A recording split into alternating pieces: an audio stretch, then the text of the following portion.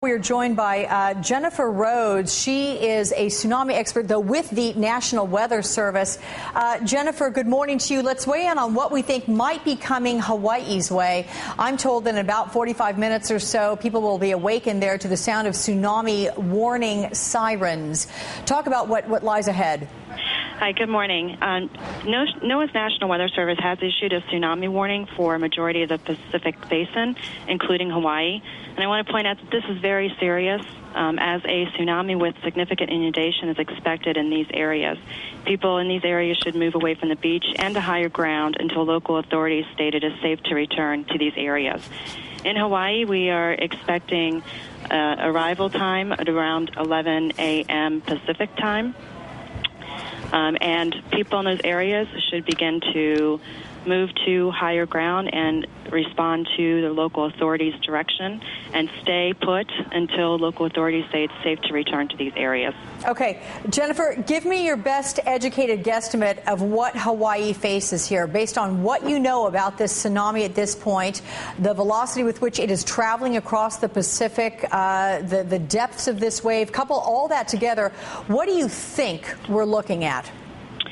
What we're looking at is probably a tsunami that could be around 2 to 3 meters for some areas in Hawaii. We are still working on our forecast for those areas, and we would have a more specific update within the next 30 minutes on any type of impact that we're expecting for the area. Okay, Jennifer, give me an estimate of what 2 to 3 meters of a tsunami would look like in terms of flooding, in terms of how long it would last, because we know now that tsunamis are not just one big wave, but rather they can be a series of waves that keep battering along the shore.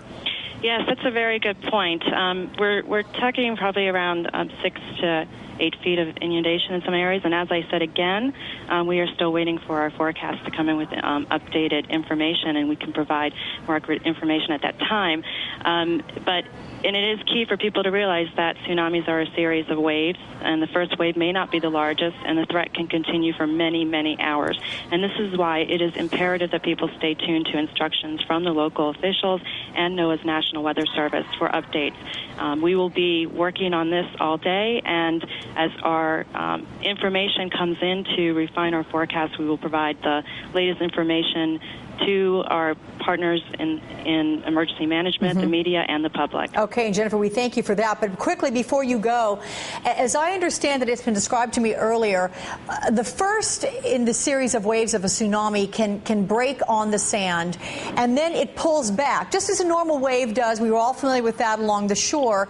But in doing so, it can actually reveal part of the ocean floor that is not normally seen, and it can take actually a significant period of time until more water comes back to replace it. I mean, and that's what you have concerns about, people that will then go down to the beach front and think, my goodness, this is so unique, and we'll look at the bottom of the beach there that we don't usually see, and that's where some danger can set in? Absolutely.